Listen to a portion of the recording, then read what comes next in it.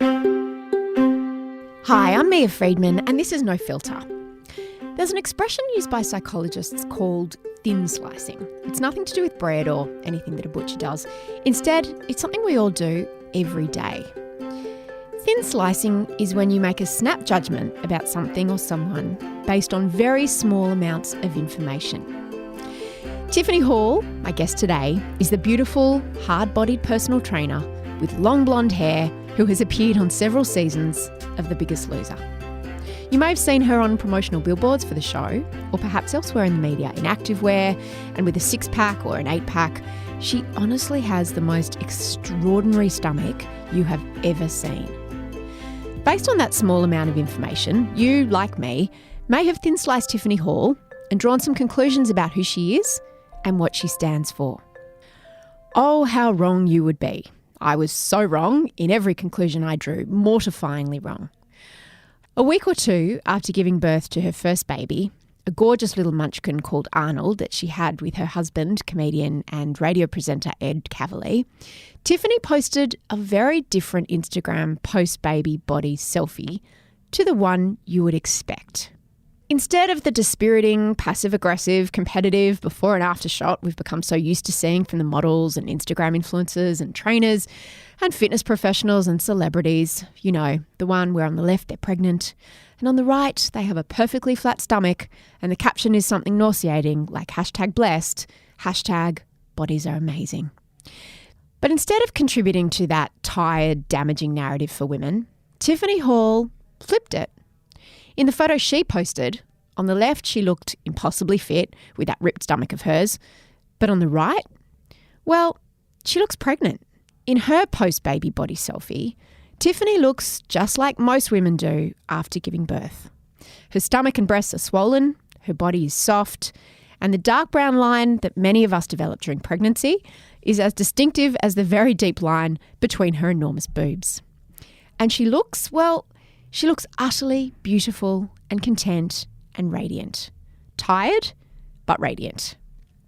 And in the caption, she said, "Here is another kind of now and then, and you know what? I couldn't be happier. I look at Arnold and it's me who created that little guy. My body did that. So the way I see it, I'm the strongest I've ever been.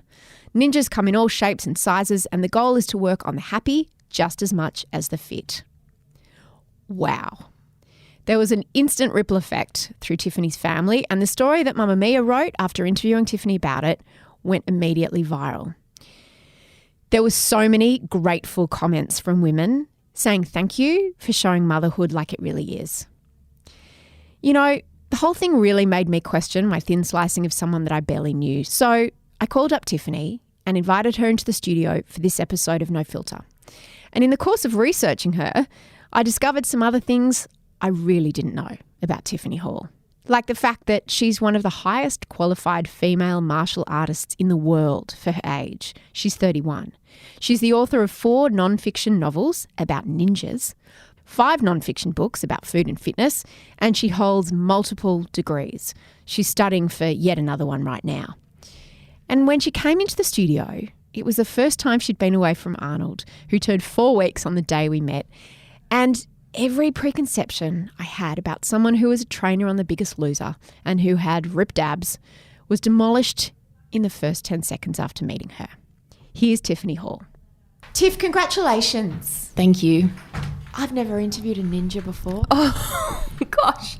I'm not much of a ninja now. An actual ninja. Yeah, look, I try. I'm background in Taekwondo, been doing martial arts my whole life. My parents are martial arts instructors, so, born into it. Lucky I loved it, even though I did ballet and I did the dance thing, and Dad was at every ballet concert, and he's an Olympic coach for Taekwondo. He was at every ballet concert, but I turned about 15. I was like, Taekwondo, ballet, I really love the Taekwondo, and I kept going with that. So, does it have many practical applications? Oh, absolutely. What do you use it for? Well, discipline and mindfulness. There's a huge mindfulness component to martial arts, and the Pumse, which is like Tai Chi, but it's a little bit cooler in Taekwondo. And also self-defense. I'm an expert in teaching self-defense, especially to women. So I think that's fantastic. 20 years of doing Taekwondo myself, never had to use it, but I love empowering women to just know a few little things, common sense things, and also physical things that they could do if they were in a situation. So, yeah. The day that you had Arnold, which is how many weeks ago now? 4 weeks. So he turned 1 month yesterday. Okay, the fact that you were out of the house with washed hair. Oh my God. And makeup on. Mia, I was a little emotional driving out. I was just a little emotional, like just leaving him. He's with his dad. There's express milk in the fridge. Like I've put like 120 mils in there, like overdid it. My boobs are like. I'm holding my boobs. Yeah, as you know what it's like. And it's just. It's a big deal. And also just the first time or the first few times you leave your baby, the physicality of not having him. Yeah, it's like a limb missing or something. Yeah. So he chucked on me before I left. I was burping him and I didn't clean it off because I like the smell, and it's sort of like, oh, he's with me. Just have a it's little bit weird. sniff. Yeah. The day you had him, I was flicking through my Insta account and I wasn't really concentrating. And I was like, oh, Tiffiny Hall's had a baby. Isn't it a cute baby? And then I flick. Oh, Ed Cavali's also had a baby. Yeah. And it seems to be the same baby. Yes. I had no idea. Really? That you guys were together. Oh, well, yeah, we've been together over 10 years. Since before you were both famous. Oh, yeah. So he met me. You didn't meet at Logie's or something? Nah, yuck, no. No, I was actually doing Gladiators, but I was filming Gladiators, so I had never been on television 10 years ago, and he was working for Nova and radio, but he flew up to interview the Gladiators, and he interviewed me as Gladiator Angel, and we hit it off then. Then I was on TV and stuff happened, but we were just two people that I thought he was funny, and oh no, we've been inseparable since. So been married for 3 years now. Yeah. That's lovely. Yeah. And what's his radio shift? He's doing breakfast in Brisbane for Triple M at the moment. Yeah. And he does podcasts and all sorts of things. And you're both sort of getting up at all hours. Yeah. Well, Ed starts his day. He starts on air at 5 a.m. So he's up at 4. But that's great because I'm feeding Arnold at that time and it's all sort of happening. So we've always been on that scheduled breakfast radio. He's been doing breakfast radio. He did it with Hughesy and Kate many years ago. He's always done it. So we usually go to bed early anyway and up early, and that's our vibe. But it sort of suits a newborn because you're on that schedule. Bedtime about 7. I remember when Kate Langbrook had her babies, she said, I'm up at that time anyway. Breakfast radio is not a stretch when you've got babies. It's sort of not, and it's like, you're sort of up the whole time. Like I'm not sleeping, I'm sort of on. You're listening to every noise, and what it's like. It's just, it's beautiful. And Ed's a gorgeous dad, and he's just so doting and gentle, and you sort of fall in love with your partner all over again. I just see this side of him where it's not about jokes and stuff. It's actually really serious for the first time, and and watching especially this generation of fathers who are so involved, and it's great, and who you watch it change them. Yeah, absolutely. And I love that, and I love how hands-on he is. He's doing all the cooking for me. He's been so supportive, and we're just so invested in this little baby. Is it different to how you thought it would be? Yeah. I didn't understand that level of love. That would be just so like, I hope I don't I'm getting teary. Sorry. Yeah. It's amazing. Yeah. Sorry. I'm really teary these days. So do you know, I understand. Yeah. It's just it's all encompassing, and it's all you think about. And it shifts every focus, and my no button has never been more powerful, just hitting that no button all the time when people are asking things of you, and thinking about your family, and that's all that matters. What have you been saying no to? Stuff with work. I mean, I run a online health and fitness business, and we have a beautiful Facebook community of people. I've got over 10,000 women who are in there, and we inspire and motivate each other. But, usually I'm in there 4 or 5 times a day motivating them. At the moment, I'm in there once, and that's all I can do at the moment. And I have a contract for my next novel, and I've sort of put that on hold for a bit. I'm just not writing. So how many novels is this going to be? This is my 5th. I had no idea about this when I looked into you, and I was so fascinated to read it. I really love creative writing. Yeah. You're an extraordinarily accomplished. I guess they would call you a Renaissance woman once upon a time. It's like you've got the physicality of what you do with your training and your taekwondo, and then you've got the novels that you write. Yeah. What are your novels about? So I have a children's series about ninjas and samurais, which is super cool. It's the Roxy Rand series. Then I have a standalone novel called Maxie and the Magical Money Tree. Money tree, teenagers, they discover it growing under their house. And then I've got a contract for the next one, which is a young adult novel, which I've been working on for ages. But when I was pregnant, I had a difficult pregnancy and I didn't get as much. I didn't hit my writing target. So I'm a bit behind. And now I'm really behind. What was your pregnancy like? What happened? I had all-day sickness. I guess I was having a princess moment like Kate Middleton. I couldn't work. I couldn't do anything. Multiple hospital admissions. Yeah, I have never felt that sick. What's it called again? Hypergrip? Yeah, HG.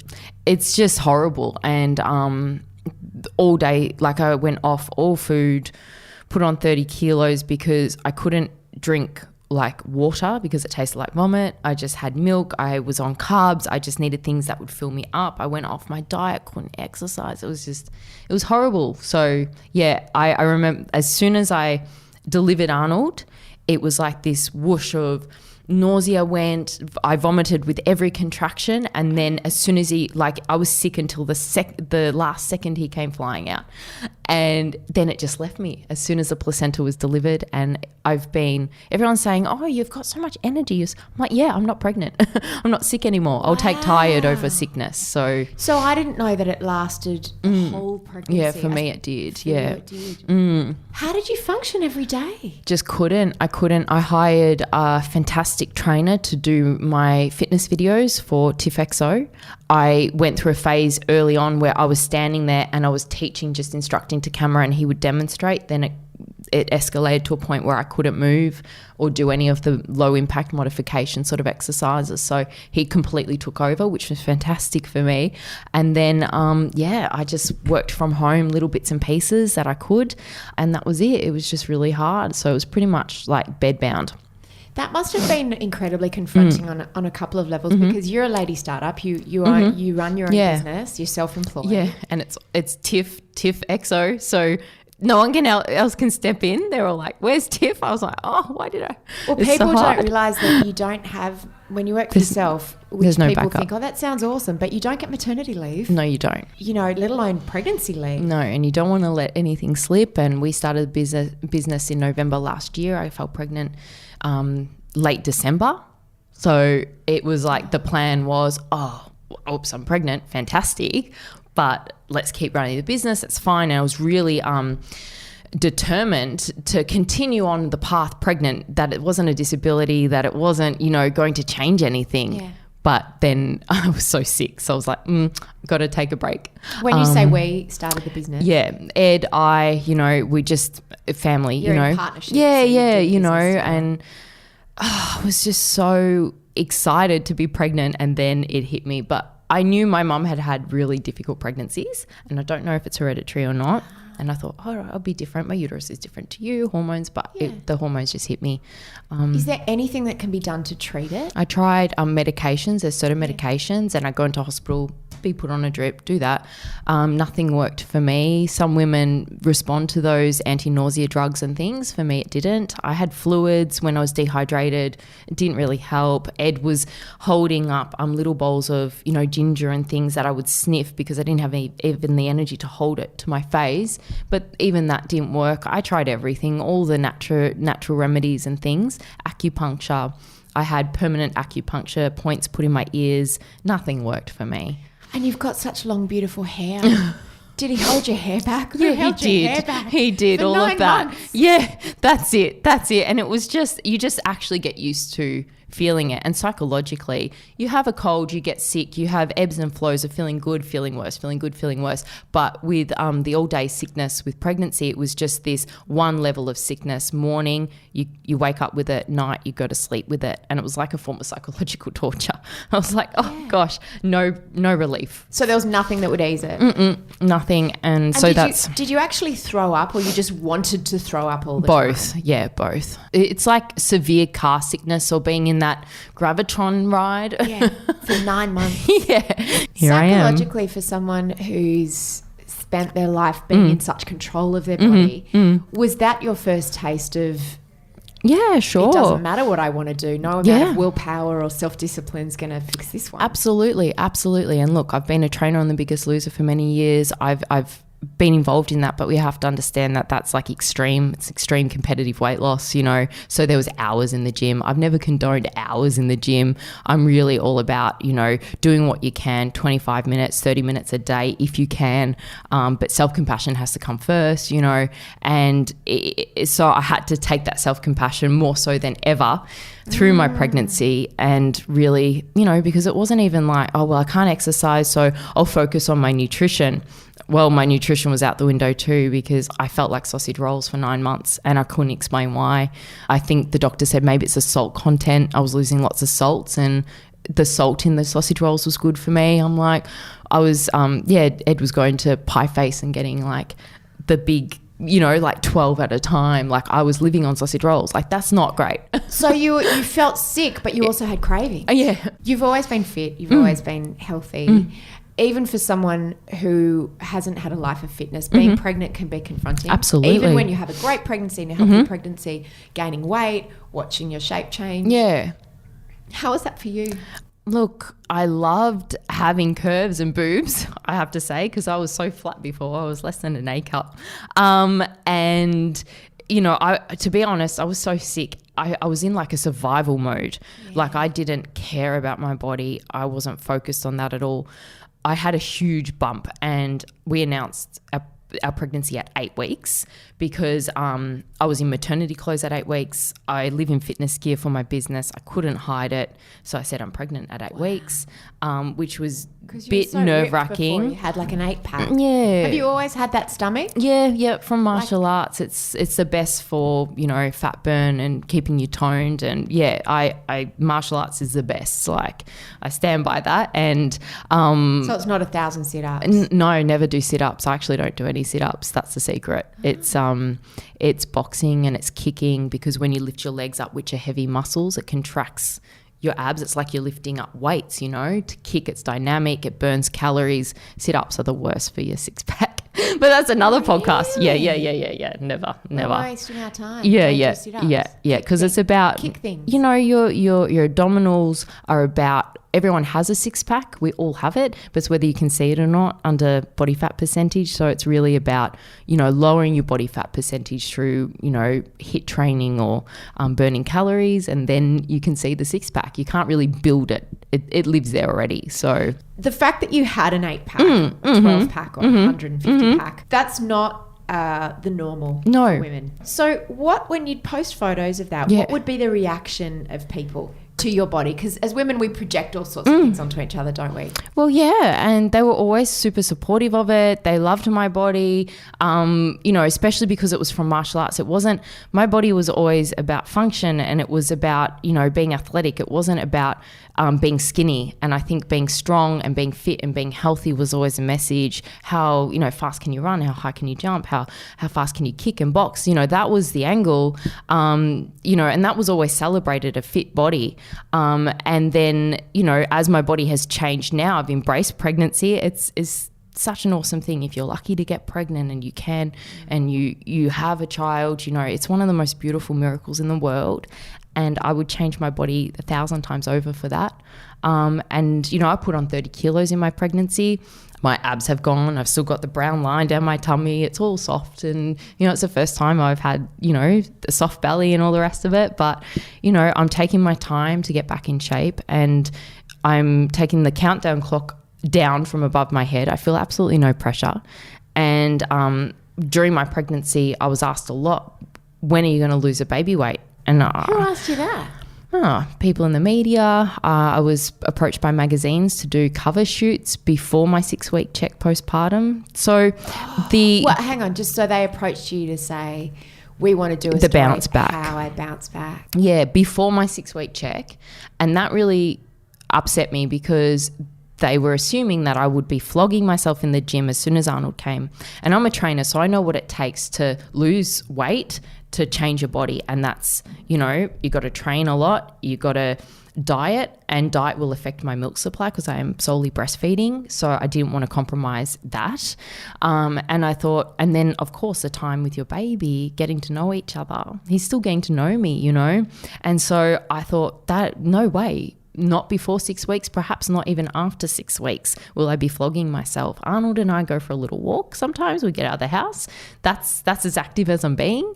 I'll have my 6-week check in 2 weeks' time, and maybe I'll be cleared to do some light exercise, but I'm not going to jeopardize any of that. So the important word in baby weight is baby. Yeah, I had a baby. It's not that, you put on weight. It's I've had a baby. It's a huge experience. Labor is such an athletic event. Oh my God, there's a lot of recovery. I had an episiotomy. I need to, So yeah, let's not have that pressure. And that's why I've posted pictures of my body postpartum to show women, relax. You don't have to bounce back. Why do we need to do that?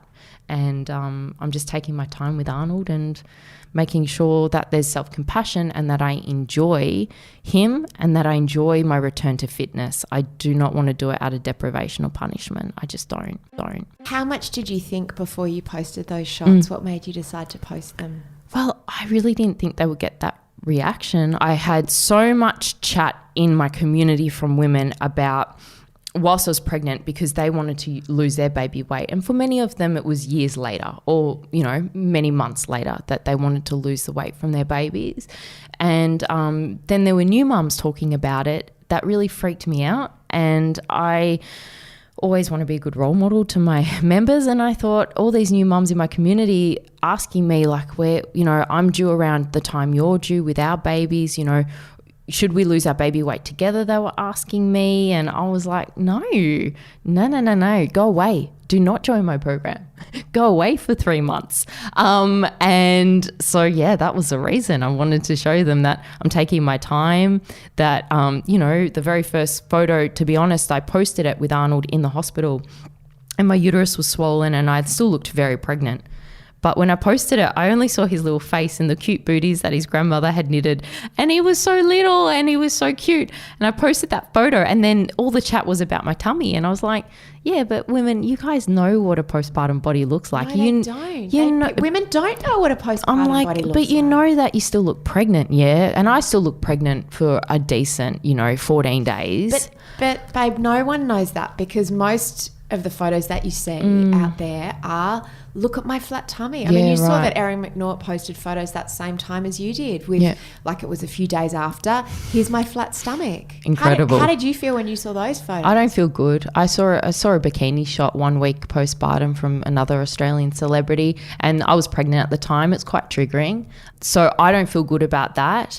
And that was a little bit of motivation behind it. Look, if you are super blessed genetically or if you are, I don't know, you're able to do that, fine, but don't put it out there. And so I know that some of my members on TiffXO were damaged by that. And that's why I wanted to show them that, I was one of the fittest people in Australia and I still couldn't fight those hormones. I still, couldn't fight, cravings and all of that. And at the end, 3 days postpartum, this is how I looked like. That's what I looked like with Arnold, and exploding boobs with an oversupply of milk. And I had the very pregnant tummy and none of my clothes fit. And I was just in a singlet, breastfeeding singlet. And that was it. And it was pretty confronting for me even to think, oh, your tummy, I still look pregnant though. I'm still in my maternity clothes. And the obstetrician's like, yeah, that's normal. Go to Target, buy some big T-shirts. And I'm like, And even now, even today, it's the first time I've sort of really got dressed properly, not in active wear. And I was like, this is a skirt that I wore pregnant. And I'm like, it's just all messy. In many ways, you feel like you're in someone else's body. Yeah, I'm like, how do I dress for this? Yeah. And I'm like, but Because no matter how much you sort of logically say, yeah, I know I had a baby, we are saturated by these magazine covers and these Instagram images, and it is so damaging. I think so. You said that some of the women in your community, in your group, were very triggered and felt really bad. What did they tell you about how they felt when they saw those bikini baby bodies? Oh, it's a blow to their self-esteem, their self-confidence. What's wrong with me? I don't have time. You know, they're battlers. They've got 2-3 kids. They don't just have, you know, they've got toddlers running around. So, you know, when people say, oh, exercise when the baby sleeps or sleep when the baby sleeps, you can't. You got a toddler running around, and, you know, they some of them are working mums as well, and, you know, it's single mums, and, you know, my heart bleeds for them every single day. And the last thing that they need is to look at these images that are unrealistic. And, you know, some people are in better positions. They might be able to, you know, have help around the house. They might be able to have that support that allows them time to maybe even just go shopping, to buy something that fits properly, to have a nice photo, or maybe they're sent something for free that allows them to have a nice photo, you know. And so I thought, oh, you know, let's just keep it a little bit real and try and boost their confidence and say it does take time. And one of the things that I've been championing for years is that, you know, diets don't work and there's no magic pill and it doesn't happen overnight. And so I wanted to show my community that it doesn't happen overnight, not even for someone who is a fitness expert and knows all the diet tricks. And I work in The Biggest Loser, I tell you, I know every diet trick, but it doesn't happen overnight. If you want to do it as a lifestyle and something that's sustainable and something that's healthy mentally, then it does take time. And that's something I wanted to focus on. I wanted to focus on recovery and mental health as well, because I knew this would change my life, and I had concerns having a fitness business that's built around my image. You know, would it affect my livelihood? Would it affect memberships? Would it... Do you mean posting the photo or having the baby? Having the baby, putting on weight, changing the way I looked. If I don't look like an Instagram model, and there are a lot of Instagram models, you know, and they have fitness programs, you know, they're not qualified or whatever. So how will I measure up to that if I just am in, you know, a soft body? How am I going to compete? It's a very competitive industry. Yeah. So if anything, I think it's helped me and my members to become more connected in a way, because they've said to me, oh, you really get it now. You really understand. And, you know, it forced me to really embrace more pelvic floor training and, you know, deep core training and all that sort of stuff as well through recovery and that. So it's really helped women, I think, and brought us closer together. Just to be clear, you did make a decision to help women. Because when you say that you were approached by the magazines, they offered money. Do they offer a lot of money? No, they didn't. But they offered money. Some did, yeah. It would have been, so you could have made money out of it. It would have been good for business because everyone wants a quick fix miracle cure. Yeah, it would. And it's publicity, isn't it, for a business? Publicity. And it would have been, wow, look how fast she did it. I'm going to join her program and maybe I can do it too. That's true. So you could have easily taken a very different decision that would have been probably very good for your bottom line. And we know that, you know, 7 kilos in, you know, 20 days or whatever the tagline is great for business, but I just didn't want to do it. For yourself and for other women? Yeah, yep. Thank you, because so few people take that decision, and it's not necessarily an easy one or an obvious one. Like, you took a risk. You put yourself out there. It wasn't the right thing for you, but it was the right, necessarily in terms of business, but it was the right thing for women. Yeah, it was a big decision. I took the photo and Arnold was like fist pumping in the background. Yeah. He was so cute. He had his hand up like he was like celebrating, because I was looking in the mirror, and all mums understand how hard it is to get in the freaking shower, and he's in his little bouncer thing, and I'd stripped off into, you know, I had knickers and a bra on. I was staring at myself in the mirror going, oh God, like, oh, it's changed, like, oh my gosh, I don't recognize this person, you know. And Arnold sort of like put his hand up in the air, and it was as if I clicked it, as though he was saying, Mum, you're awesome. And it was like the moment. And I showed Ed and I showed him the photo, and I actually showed my husband, and he said, you look beautiful. You look really beautiful. Like the brown line going down your tummy. It still says you're pregnant, you've got pregnant hormones in your body, so give yourself a break. And he said, you've got a beautiful, gorgeous body that's healthy. Like what more do you want? I've got a healthy body. I thought, well, six-pack doesn't really affect my life. Doesn't at all.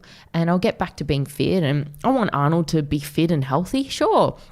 But at the moment, I thought as long as that brown line, I still got it running down my stomach, is there, I have to embrace self-compassion. And I said to Ed, should I post this? And he said, yeah, I think you should. He said, you look gorgeous. And you know, we made that decision together, and then we put it out there, and I sort of posted it and went to bed and was like, you know, whatever.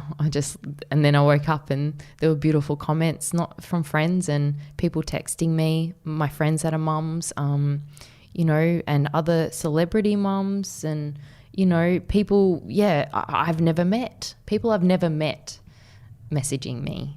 Some women, like, it's funny when you sat down and I was saying, oh, you know, your hair looks, and you said, I've just washed my hair and it's my first time out. And you know, you feel a bit more like yourself. Yeah. But not. Like, it's like you've landed, you live on another planet now. You live on planet Arnold. And, and at the moment, you're completely consumed by life on that planet. Ultimately, though, there is something that feels pleasurable about getting back to parts of yourself.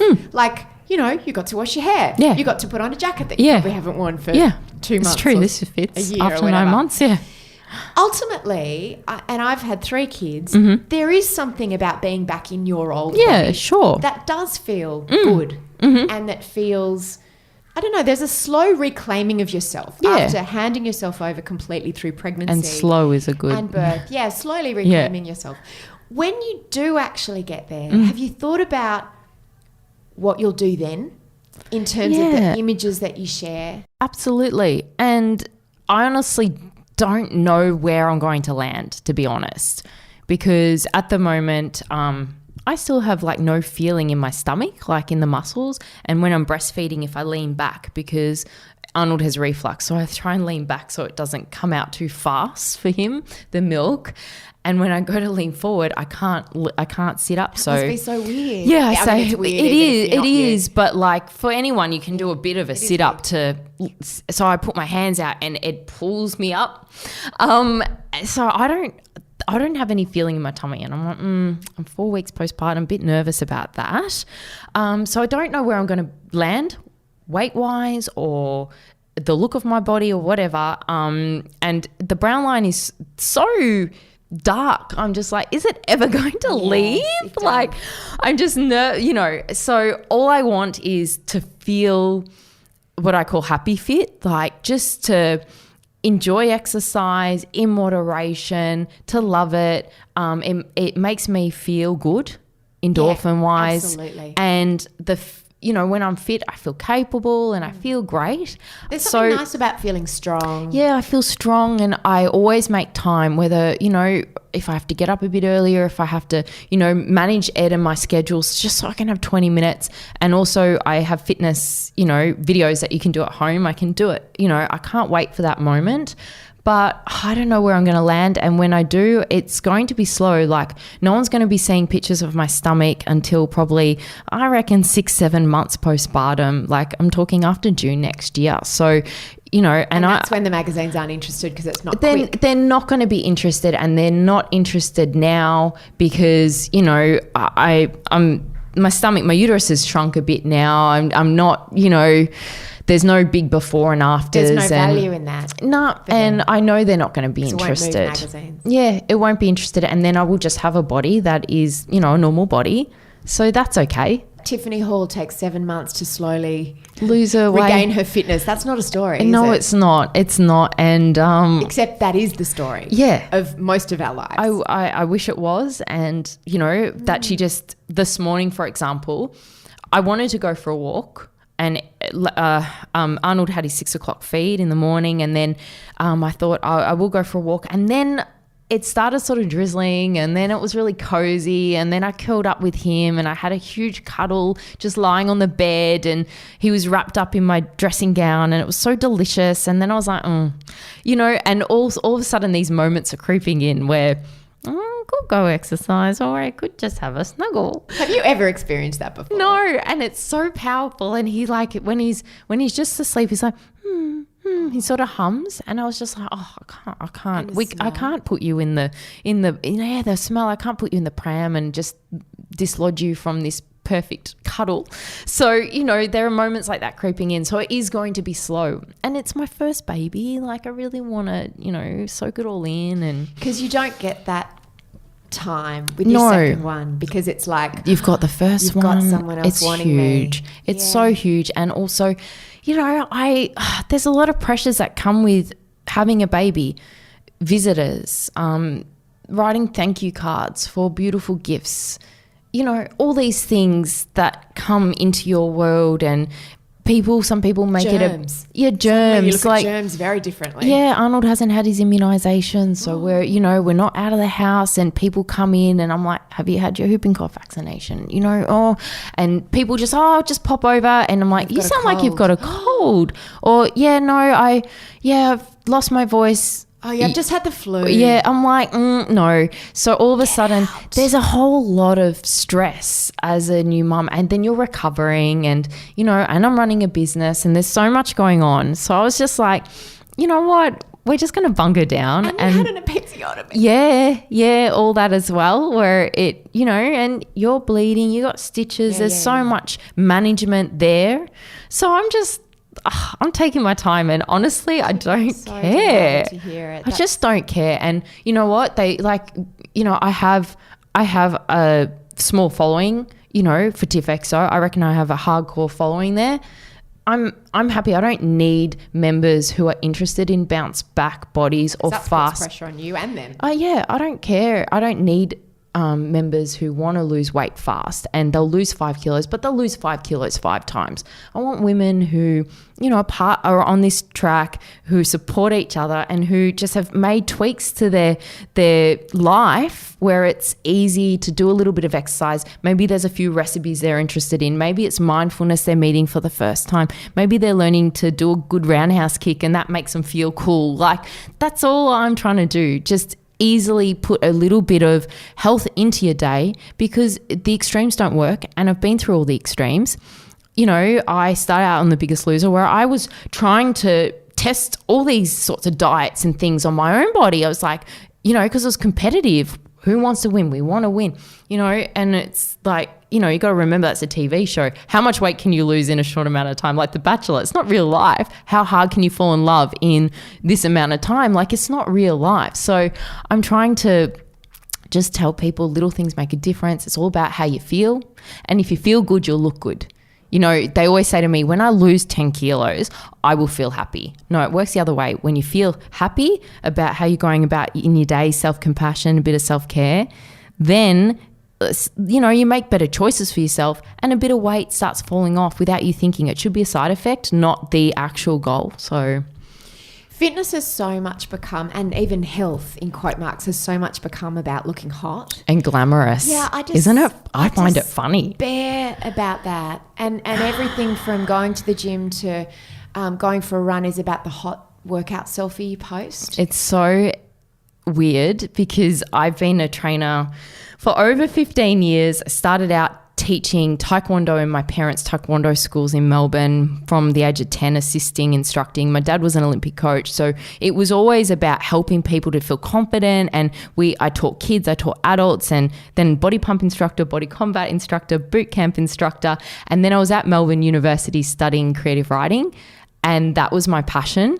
But the fitness thing sort of started to take over, and that's how I was earning money to pay rent in my share house.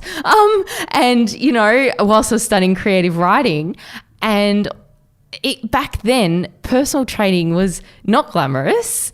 You're up early, you're taking boot camps, the whole selfie thing, social media didn't exist. It was just, I don't know, it was something on the side. It wasn't even a huge industry, and it's so funny to see it explode into this glamorous space where it's like, nah, you should be a bit sweaty, and why you got makeup on? And I when I go to a commercial gym and I see women, in the mirror it makes me laugh. See, I always thought you were that. No. I always thought, because you've got beautiful blonde hair and you're 6'8" pack, and I always thought that you were part of that culture. But people don't know that I've been a trainer for over 15 years. That Before Instagram was even before invented. Instagram was invented, that, you know, myself being on The Biggest Loser, I remember the moment I was working on television, came back the next series, Instagram was invented and Twitter. And all of a sudden being trolled by this social media where I stupidly had linked my Twitter account when I thought I better get on this Twitter thing. So I got on it and then I linked the email to the Twitter. So I was getting all these alerts. So I'd wake up to all these tweets overnight, just abuse, like, you dumb mole, why your hair doesn't match your eyebrows? Your eyebrows should be blonde. I was like, never thought about my eyebrows. Okay. And then I'd read all these emails. I was like, what a beautiful way to start the day. And then someone helped me to get the Twitter out of my email. And then Instagram was born. And I remember that was 2015. I joined Instagram at the end. And I only did it because I was on The Biggest Loser that year. And someone said, you've got to get on Instagram. It's the biggest business, whatever. I was like, and I only had I was so embarrassed. I was on TV with 300 followers.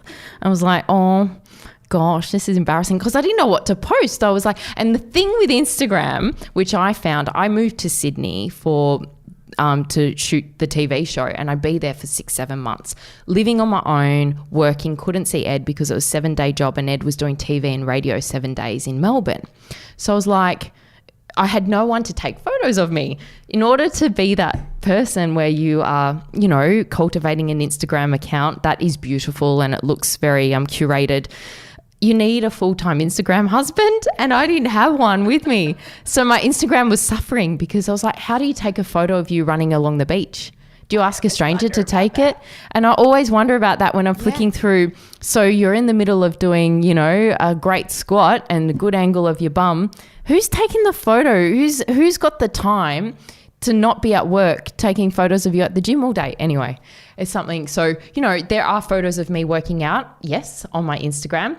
But what I will do is I'll have a day where, if Ed and I go for a walk or something like that, he'll take a photo, but it's not every day. And then you space it out in a content plan. And, I'm very, it's your business. I put together a content plan, or we'll have a day where we take photos just for social media. You know how it works. And I'll talk about that. That's fine, Do you think now the way you look at that's a little bit different? Do you think now you'll take some more candid shots, or you'll... Yeah. Have you seen the value in that? Yeah, my Instagram is absolutely all candid, no makeup. Sometimes I say, you should make more of an effort. Oh, that's a bit raw.